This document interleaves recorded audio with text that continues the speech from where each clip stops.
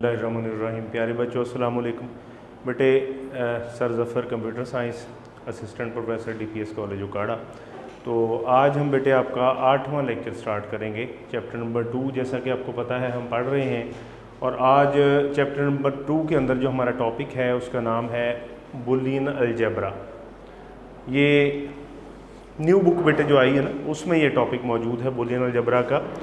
तो इसको Boolean algebra जो है ये जॉर्ज बूल, एक्चुअली जो साइंटिस्ट थे ये, उन्होंने बेसिकली, ये मैथमेटिशियन थे। जॉर्ज बूल जो थे ये क्या थे, ये एक मैथमेटिशियन थे।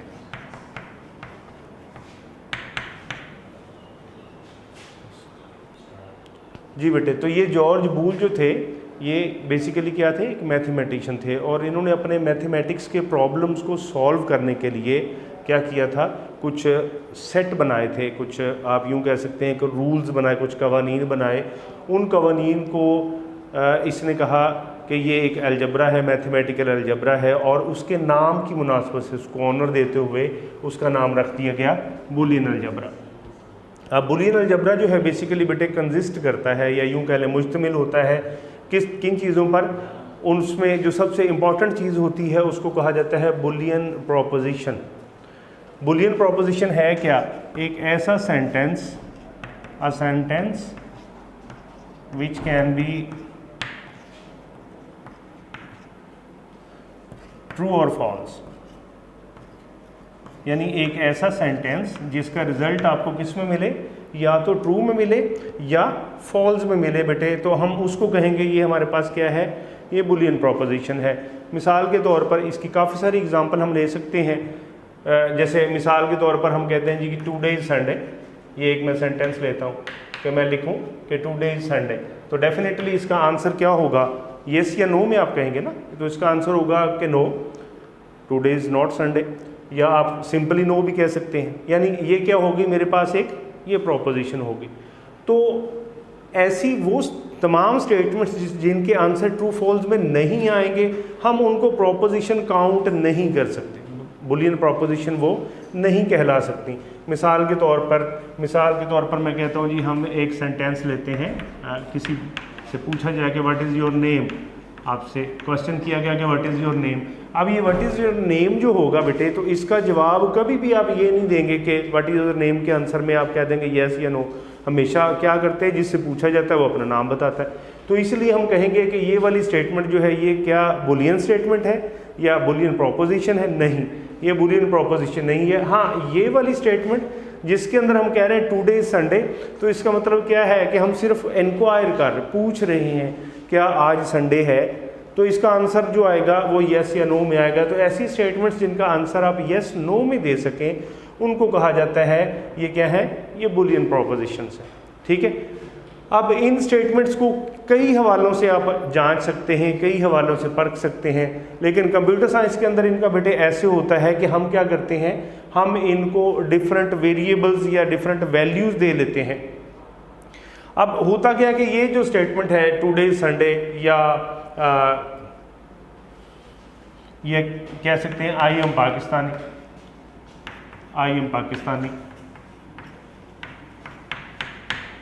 या हम और भी एक स्टेटमेंट ले सकते हैं, इसमें काफ़ी सारी आ जाती हैं।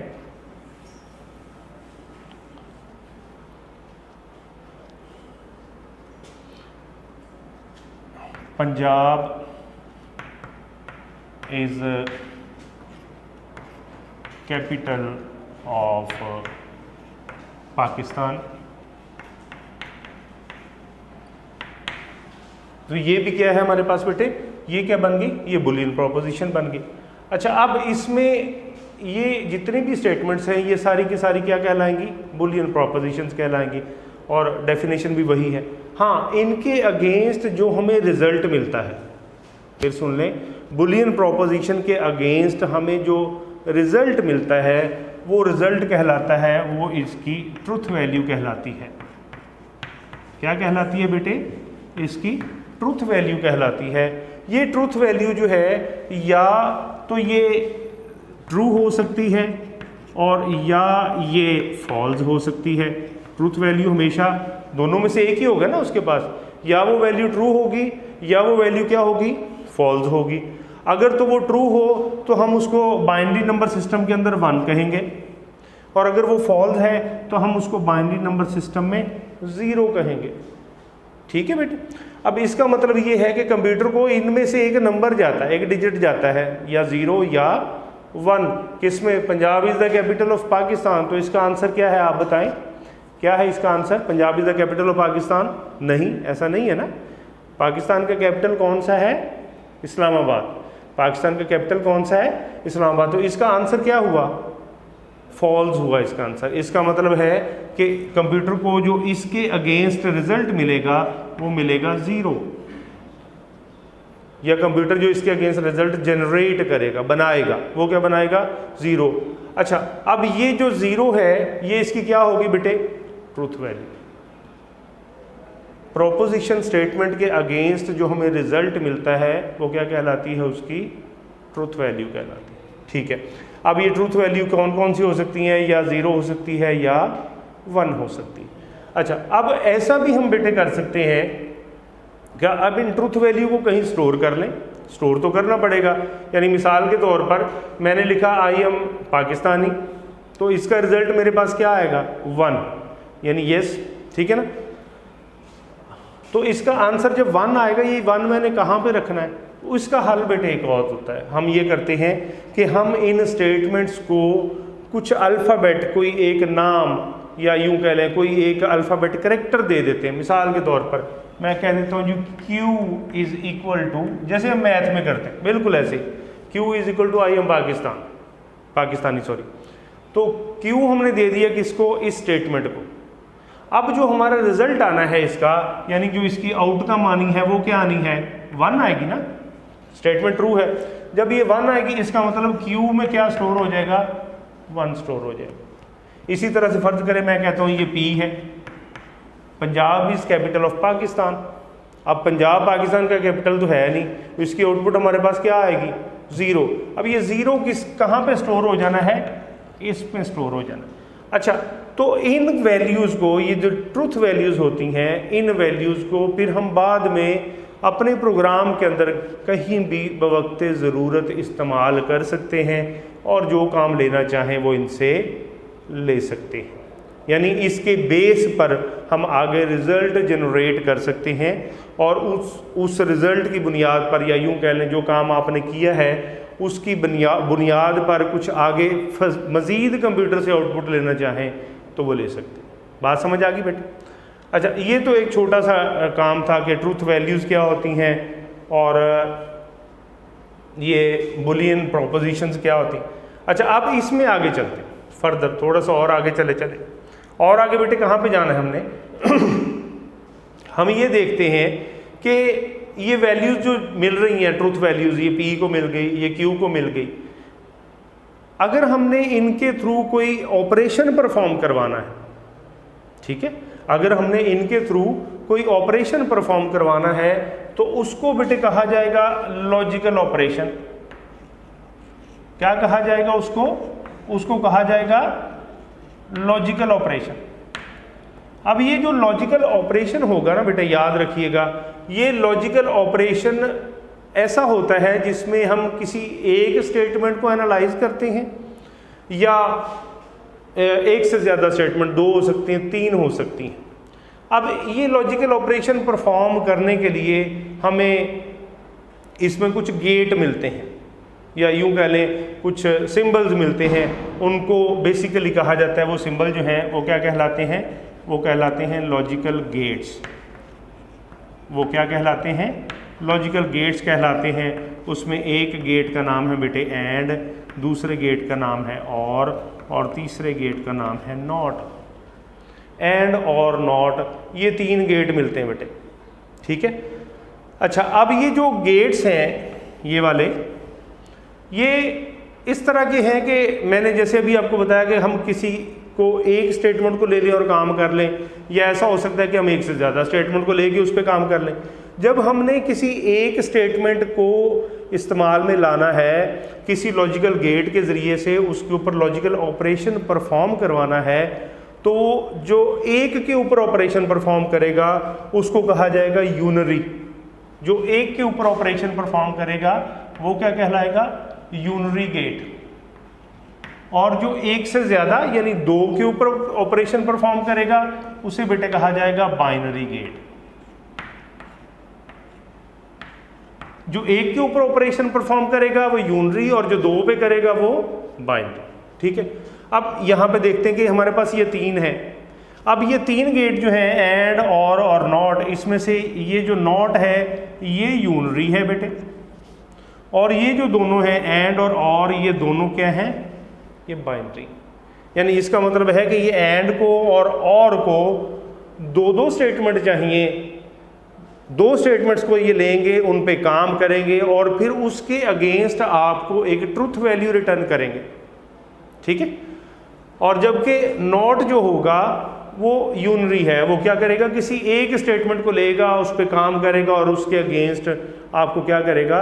उसकी ट्रुथ वैल्यू रिटर्न कर देगा। ठीक, अच्छा, अब इसमें बेटे ये देखते हैं कि ये जो एंड और हैं इनको सिंबॉलिकली भी रिप्रेजेंट किया जाता है, सिंबॉलिकली भी लिखा जाता है, दिखाया जाता है।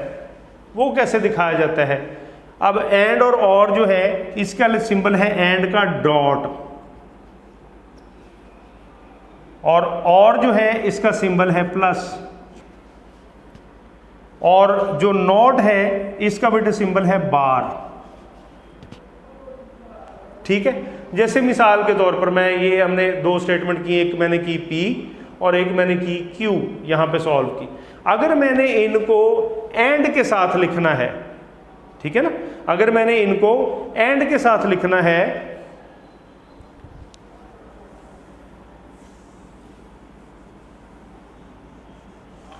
तो बेटे मैं यूं लिख सकता हूं कि मैं लिखूंगा P एंड Q। ठीक हो गया? या इसकी सूरत हाल क्या हो सकती है? P dot Q।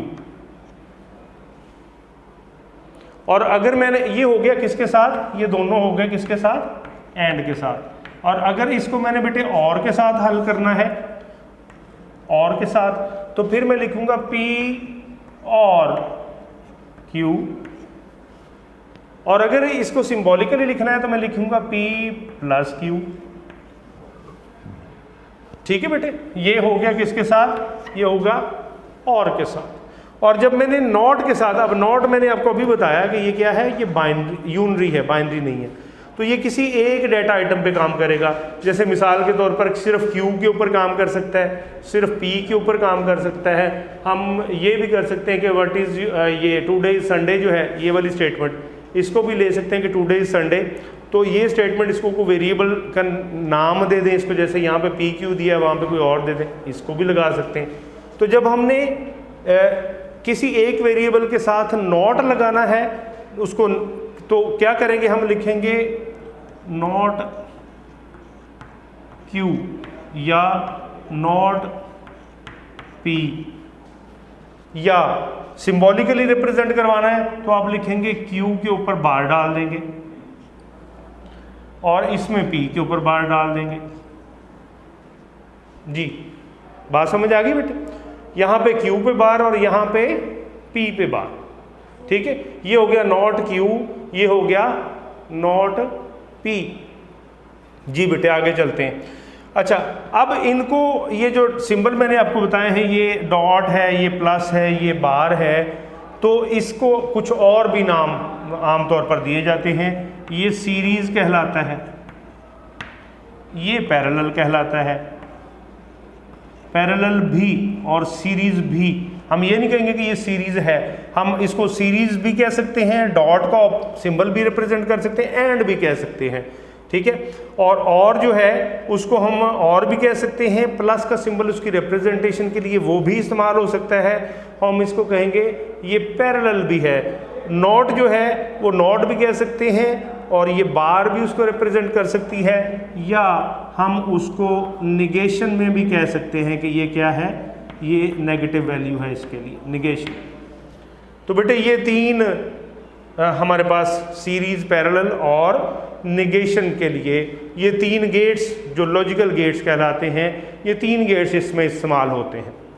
तो अब इसका काम जो है वो अगला हम देखते हैं, वो ये है कि इनके ट्रूथ टेबल देख लें। मैं ये देखता हूँ कि आज हम ट्रूथ टेबल एक में आपको बनवा देता हूँ, बाकी इंशाल्लाह देखते हैं, तो जैसे मौका मिला अगले लेक्चर में हम ले चलेंगे उनको। पहले हम देख लें कि अगर हम कोई सी दो स्टेटमेंट्स जो हैं उनको अगर हम जोड़ें एंड के साथ, तो उनका जो रिज़ल्ट होगा वो क्या होगा। ठीक है, यानी P स्टेटमेंट जो है ये एक ट्रूथ वैल्यू देगी, Q स्टेटमेंट जो होगी वो एक ट्रूथ वैल्यू देगी।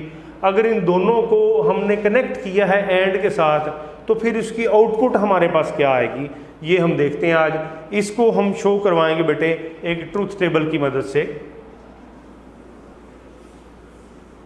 तो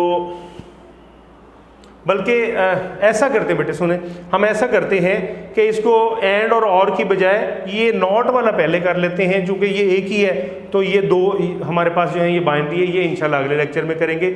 मैं आपको नॉट गेट के साथ रिप्रेजेंटेशन बता देता हूँ। जब हमने नॉट गेट इस्तेमाल करना है तो कैसे इस्तेमाल करना है, उसका ट्रूथ टेबल हमारे पास क्या होगा। नॉट गेट का ट्रूथ टेबल बेटे क्या होगा, उसमें हम ये कह सकते हैं कि वैल्यू और नॉट गेट, या कह दें इनपुट, नॉट गेट, आउटपुट। मिसाल के तौर पर मैं कहता हूं जी कि वेरिएबल है Q, नॉट गेट के साथ बेटे ये जो लिखा जाएगा ये यूं लिखा जाएगा। ठीक है, और जब हम इसकी आउटपुट लेते हैं तो ये इनवर्स हो जाएगी, यानी ये नॉट Q हो जाएगा। आप यूं समझ लें, इसका हम देख लेते हैं। जैसे मिसाल के तौर पर यही वाली स्टेटमेंट में चला देता हूं जी, टुडे इज संडे। तो इसकी बेटे ट्रूथ वैल्यू क्या आएगी हमारे पास, 0, क्योंकि आज संडे तो नहीं है ना, 0। अब जब मैंने इनपुट किया Q, तो Q की वैल्यू क्या आई, 0। ठीक है, इसके ऊपर नॉट गेट लगाया 0 बार। ठीक, और जब इसकी आउटपुट आएगी तो ये उल्ट कर देगा इसको 1। बात समझ आ गई जी। फिर अगली चलते हैं, जैसे एक और स्टेटमेंट हम ले लेते हैं कि Islamabad is the capital of Pakistan. Islamabad is the capital of Pakistan, फर्ज करें इसको रख लेते हैं A, और इसकी बेटे ट्रूथ वैल्यू क्या आएगी, 1। समझ गए ना, क्योंकि इस्लामाबाद कैपिटल है, बिल्कुल सही है। तो हमने इनपुट किया 1, ठीक है, और इसका फिर जब हमने इसके ऊपर गेट लगाया तो नॉट गेट बना 1 का बार, और जब इसकी आउटपुट आई तो क्या आई, 0। तो यहाँ से हमें बेटे पता जो चलता है इस ट्रूथ टेबल में, वो ये पता चलता है कि जब हम कोई वैल्यू इनपुट करते हैं और उसके ऊपर नॉट गेट लगाते हैं तो वो उसके जो रिज़ल्ट होगा उसको उल्ट कर देता है। यानी ट्रू है तो उसको फॉल्स कर देता है, और फॉल्स है तो उसको ट्रू कर देता है। ठीक है, ये किसका काम है, ये नॉट गेट का काम है। बाकी दो जो गेट हैं बेटे एंड और इसको इंशाल्लाह हम अगले लेक्चर में कवर करेंगे, और वहाँ पे मैं इंशाल्लाह आपको बताऊंगा कि इनकी ये जो ट्रूथ टेबल हैं ये कैसे बनाने हैं, नॉट एंड और के। अपना, अपने बहन भाइयों का और ख़ास तौर पर बेटे अपने वालिदैन का बहुत ख्याल रखिएगा। अगले लेक्चर में मिलते हैं इंशाल्लाह। अल्लाह हाफिज़।